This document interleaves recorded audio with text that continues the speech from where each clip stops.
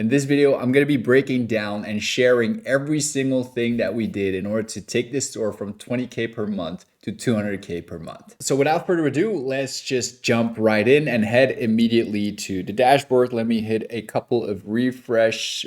Yeah, so you can see the live visitors changing. I think the fake dashboards don't have that point yet. So here you can see total sales, right? So total sales in January 2025 was 34K. Then they dipped down to 25K. Then they did 18K, 22K. So about 20K per month. And now they're steady doing 200K a month. So 236, 163, 188, and now we're on track to do another 200K. So let's jump into the brand first, right? Revealing a bit about the brand. So this is still an old screenshot that I grabbed a while back while I was preparing this video. And now obviously they moved on and the sales keep coming in because e-commerce doesn't stop. That's what we really love about e-commerce. It's the gift and the curse really, because if you're running these big ad accounts, some things could go wrong while you're sleeping, but otherwise things can also go really right when you're sleeping. So without further ado, the brand is apparel and it's women's apparel, right? So this is, I think, already a good footnote to take in mind. Women's apparel has higher conversion rates than, for example, men's apparel. And there's also a lot of LTV, lifetime value, when it comes down to this niche. So mostly if the product and if the value is there, this is like a good, thankful niche to scale, right? I'm not going to say it's easy because obviously like somebody else failed, but it's a good niche to scale, right? Because if the offer is there, the crowd is definitely there. Conversion rates are mostly nice. Post-purchase flows mostly run good. Welcome flows mostly run good. So it's a good type of store that you can scale, right? So you can see here, like I did in the dashboard, there's a lot of really big green numbers. So we love to see that, obviously. Now, to go ahead and start off this video, I want to look first at do a little analysis about why they were cooked, simply looking at their meta ad dashboard. Important thing to know here as well, if your product or service is primarily of a visual nature, meaning fashion, apparel, design, for example, the USM hauler that I have in the background, those are of a visual nature. The deciding factor primarily of me is, do I like the way it looks or not? And then you can take it and package it all type of ways through marketing, which is then our job. But that's the essence of it. If you're solving a problem, it's more likely going to be a Google Play as well. But if it's of a visual nature, mostly it's going to be Meta primarily, right, for 80-90%. And then it's going to be TikTok once your Meta account is really mature, right? And you want to diversify. So let's look at the account first, right? So this is period January till April 2025, simply because I wanted to take a long time frame. So you can see here amounts spent. It's about 11K. I did the math a couple of times. I hope it's right. And then, yeah, immediately here we see a lot of early warning signals, right? For example, here they say Jan sale, which means January sale. So they are spinning up accounts, spinning up campaigns, I'm sorry, and then killing them, which is something that you do not want to do. It's more forgiving right now because of the new algorithm updates. Like the account really carries over in ad account itself, and it doesn't rely on campaigns as much. But definitely during this time period in 2025, you want it to stay as much inside of your campaign as humanly possible. So that's already something that should be flagged. Basically, the algorithm doesn't know what signals to send. Things are spinning up other CPA, things are spinning down. It's cracking the CPA, and the CPA is basically all over the place. 121 CPA. You have to know that at this point, right now, the AOV is 124. Back then, it was around 90. So this is just, shipping out for free. This is paying $30 to get your customer and giving away everything that they buy. So no margin there, just straight up loss. 33 purchases, straight up loss, 15 purchases, straight up loss. And then here, this is barely breaking even. So they should have just killed basically all the campaigns and did something else. Another thing that you can see here is like frequency is just like jumping. Like this is really, like people really be sitting there, seeing the ad account, seeing the ad again. I mean, saying like, hey, I don't want to see this anymore, bro. Get this out of my feed immediately. So yeah, that's why they were cooked. So then we move on to a bit of Klaviyo. For the people who don't know this, this is an email marketing software. Then we move on to a bit of Shopify, and then we have some Google Ads. Like I said, and still now today, as they are scaling up, 90% of all the action is happening here on Meta and TikTok, and then 10% is on Google Ads because it helps, it adds value for certain products that we will see. But 90% is going to be visual, Meta, and then TikTok, right? So let's look at Klaviyo. I don't want to reveal the customer, like, because of their privacy. They don't like me sharing numbers, but I had to blur this a bit out. But just know that this was crappy designs. I like, if you want to follow a couple of people, there are Drippity Email is one account that I really like to follow on social media. They make killer designs. And then Well Copy Max is also, he makes killer designs. So we follow them with our agency. Everyone from the team gets involved and follows them, because having good emails, especially nowadays when the level of entry, the entry level of creating emails and sending out emails is lowering, like we don't need a special skill to send out an email, but the skill gap is getting a lot wider, right?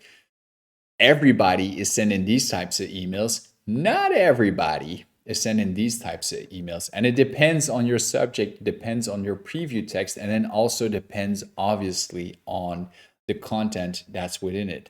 Is it shoppable? Is it sending the right signals? Is it driving urgency? Is it fun? Do people want to read? Like, you know that person in your contact list that you just don't want to hear, bro, like maybe a distant family member that you just hate hearing, and they send a message, you're just not going to read them. But if they package it well enough, you might be curious enough to click. And if it's a fun message, you might be able to go to that family event. Well, email is the exact same thing. If you package it well, if you spend your time actually thinking, sitting down about what the customer wants to see, how we can make this selling event, because nobody likes to be sold to, how we can make it fun, then you can have a good email. You can have high open rates, high click rates, high place order rates. So we rebuilt the entire account from scratch. You can see like all these green little buttons here, like no consistency. And this is all like, even though I can't reveal it, this is all like screaming luxury. Even though like it's an affordable brand, we took the theme up a notch and the design language up a notch, where people feel like the value that I'm getting for only this price is like really good. And then we drove urgency every single time, like before it sells out, like get yours now, this, that. So yeah, really big change. We took the attribution here from 12%, only 12%, now to 32% attributed revenue. So both campaigns and flows, mind you, we send out one campaign every single week for this brand, and sometimes 2 times in 1 week if there's like a special drop, special announcement, but mostly 1 time per week. And then they have all of these flows running. So I wanted to give this insight as well, right? So these are all the flows that are running. They're driving a lot of revenue. The revenue per recipient for this store is very healthy. But what you should be focusing on if you're running brands, and I don't mean by focusing on this, I don't mean like, hey, use the template from Klaviyo or from MailChimp. By the way, don't use MailChimp. But if you use like the basic template, that's not going to do anything for you. Really sit down, think about the value that you're going to drive, about the offer you're going to entertain, about the questions you're going to ask, about the questions you want answers to, like which profile subjects and properties do you want to fill in your welcome flow? Because your welcome flow is just not to bang out products and to get revenue from your customer. It's also to get to know your customer and to drive better marketing in the future. And that's like a really valuable point that a lot of people forget about. They just say, hey, I need a welcome flow to get rid of my products and sell everything to this customer. But imagine like you're walking into a physical store, right? And for me, for me, this doesn't fly because I'm very antisocial. But imagine like the people really investing the time into you, right? Getting to know you. What are your preferences? What do you like to buy? What's your size? How can we help you better? What's your interest in our store? Why did you come to our store, right? That's a really fun experience, and you can customize and completely personalize their customer journey and their marketing journey throughout your store, which dramatically increases lifetime value and repurchase values, right? Quick little sidebar. Welcome flow, abandoned cart flow, abandoned checkout flow. This is the 80%. If you do this well, you will have 20 to 25% attribution. Figure this out, right? And then run constant A/B tests on these type of flows in order to improve them even further to get like a very healthy cycle in there. Then you can add on the extra 20%, which is post-purchase flow, back in stock flow. And then I would say like here, RFM flows. If you don't know what RFM is, it's recency, frequency, and monetary value. It's one of the better ways to segment your e-commerce data and your e-commerce customers. So then you can say if a person becomes at risk, we want to send them like an offer to get them back. If they are very loyal, we want to reward their loyalty, and so on and so forth. So here, there was not a lot of things happening. We rebuilt the entire thing and took off their attribution. So design and flows and the way we spoke to the customer completely redesigned, right? Then we move on to Shopify, and Shopify already, like especially nowadays, has really good functionality out of the box. It's one of the best, if not the best, e-commerce systems out there. I love working with Shopify. So we took off their site speed, which is definitely an influence for conversion rate. I forgot, I don't know, like if I scroll up, it was 33% increase in conversion rate. Sometimes it's higher, sometimes it's lower, but hey, we're scaling very aggressively, so we don't expect it to be like 4 or 5% like we strive for on maintenance shops, but it's already like a good increase as well.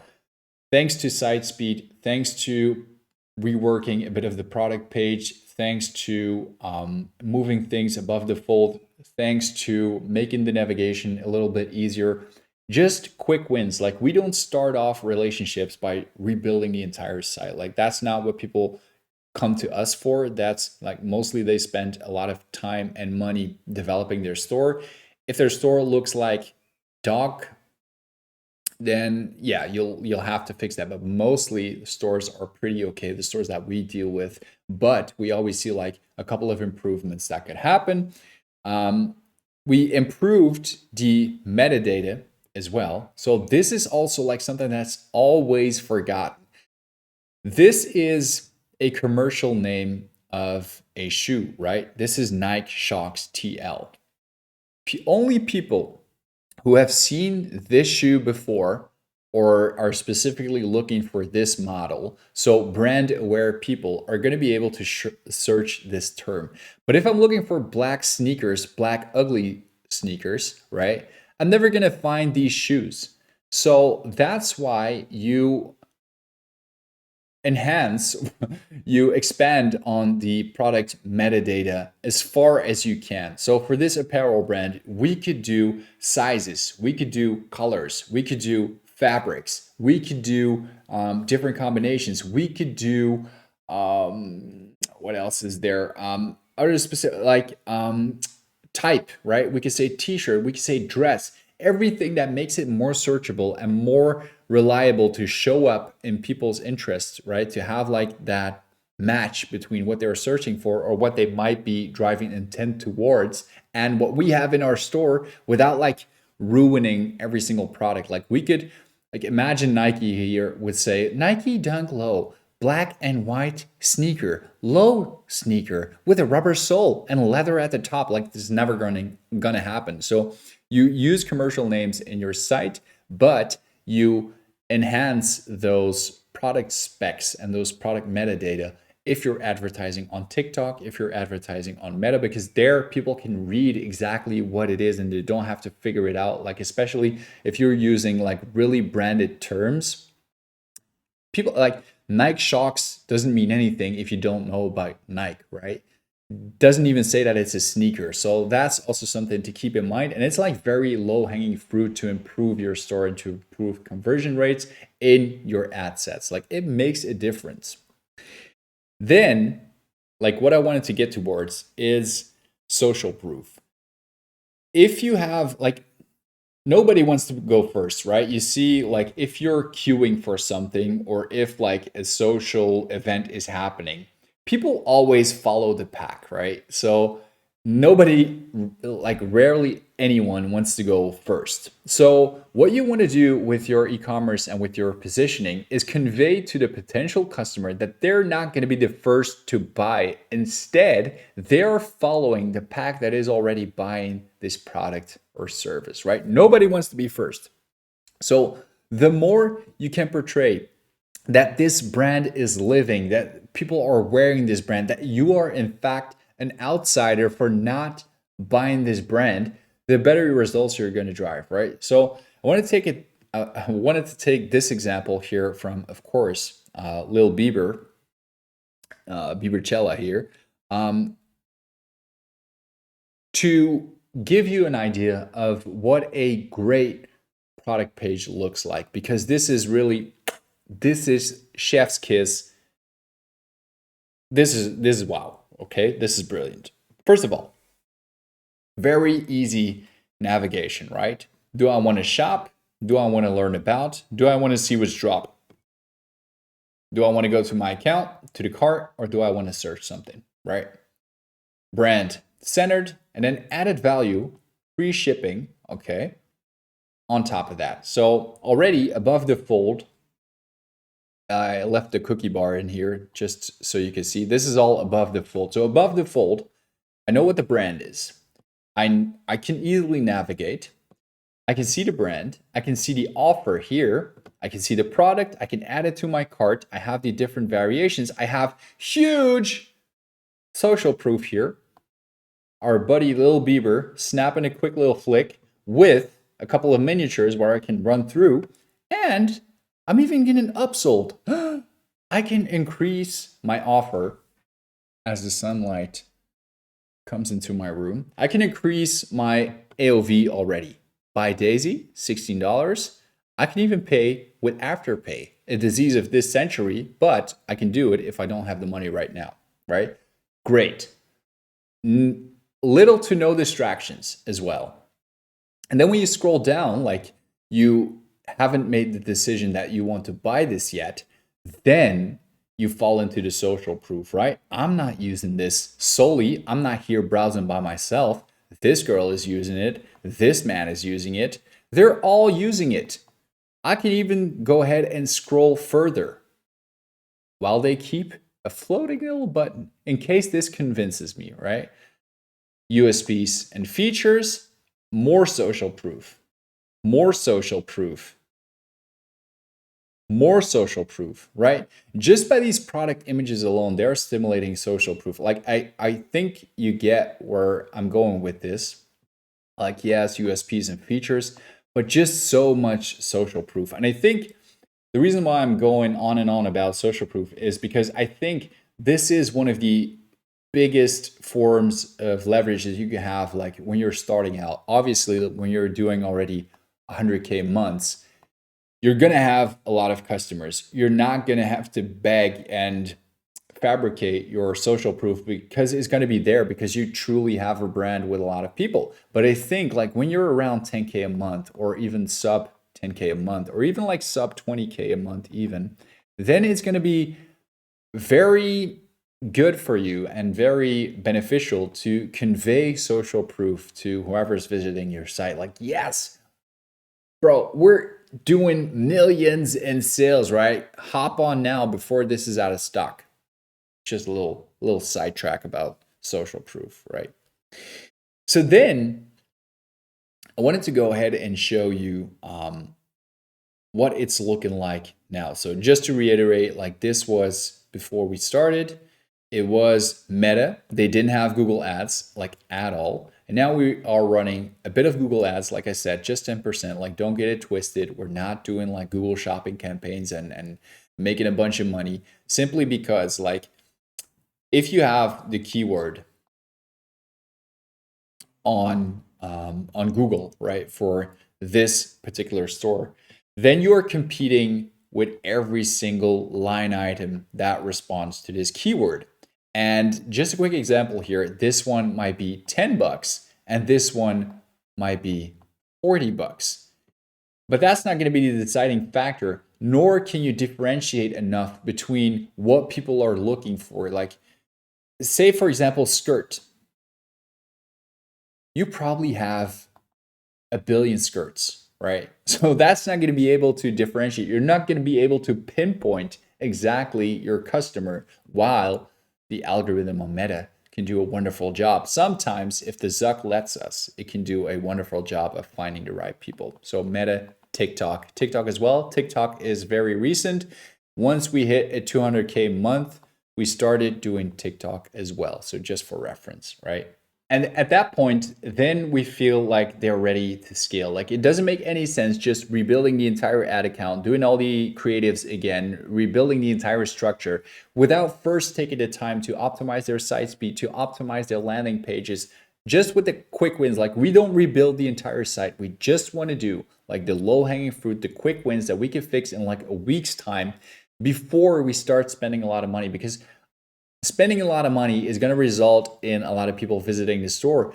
We want to get as much result for the same amount of people visiting the store. So unless like your welcome flow is truly optimized, your abandoned cart flow, your abandoned checkout flows are truly optimized to a point where you know that the people that are going through the funnel, they're seeing the website, they're seeing the welcome flow, they are validating your welcome offer, your abandoned cart offer, and the revenue is being pushed up and you're getting more results, then you can increase spend. And that's the only way where it makes sense to dramatically increase spend. And now we're still optimizing landing pages. We're still optimizing email marketing, and it's going a lot quicker as well because we have more data flowing through, because we have more people, more purchases, this and that. But it doesn't make sense ever to start scaling and then fix all the rest that we just saw. Always start with how we can increase the revenue and increase the conversion rates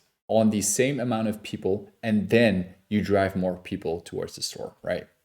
So now you can see, once we took over, we're just running two campaigns, two single campaigns, while spend has increased dramatically, right?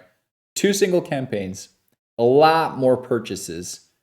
So this is their home country, and then this is where we have just set foot 3 weeks ago, right? So this is still picking up. It's going very slowly. CPO is still horrible, but better than what they had in their, sorry, not this one, better than what they had in their home country. So they're all happy, and we know that this is going to decrease. So once we get more data points in here, more purchases, we're going to be able to drive down the CPAs. But for now, the algorithm is still searching. So this is completely normal.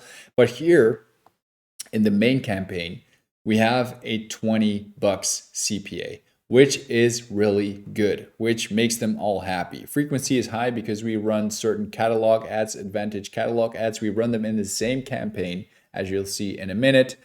So there we keep the runners, the high frequency ads a little bit longer because CPM seems to be okay for now. The moment that changes, we're going to run new ads.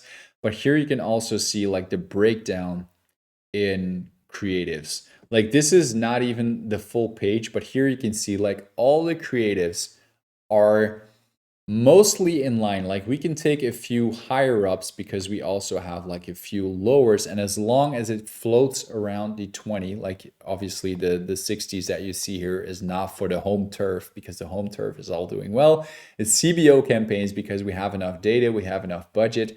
But look at the diverse set of creatives, right? That's really where the magic is happening now. We're testing every single week. We're scaling the winners. We're killing the losers. We're making reproducible creative workflows so that we can not only run one set of winners, but we can reproduce it and make more winners as we go along, as we scale up. And that's truly like the framework we that we used for this 700% gain store, and now we just scale it. Like it gets bigger, we need more data, we need to pay more attention to the ad accounts. As you can see, CPMs are getting very diverse as well. And as you can see here, like I told you, the frequencies are mostly like in catalog ads where we cycle new products, but that doesn't really influence like all the rest of the creative frequencies are a-okay. And the CPMs are creeping up here on the new country that we're entering. So that's also very exciting. And I think that's the most of the account. So as a principle, I also drew this out just to show you like one time more. We have a campaign, one prospecting, one remarketing mostly. This is like a very exotic setup where we are running cross visuals in remarketing and prospecting, which is like an advanced setup that I'm not going to get into right now. Mostly you're going to do at this ad spend, one campaign prospecting, one for remarketing, and then you're going to have your ad sets. Your ad sets are going to contain different concepts, and inside of those concepts, you're going to have your different creatives. And that's the way that we are scaling, right? Anything else just doesn't make sense for us. So I hope that this was very helpful for you. I hope you learned something. If you have any more questions or you want me to do a video on another topic that would be helpful for you, please do let me know. And hopefully I can see you in the next round.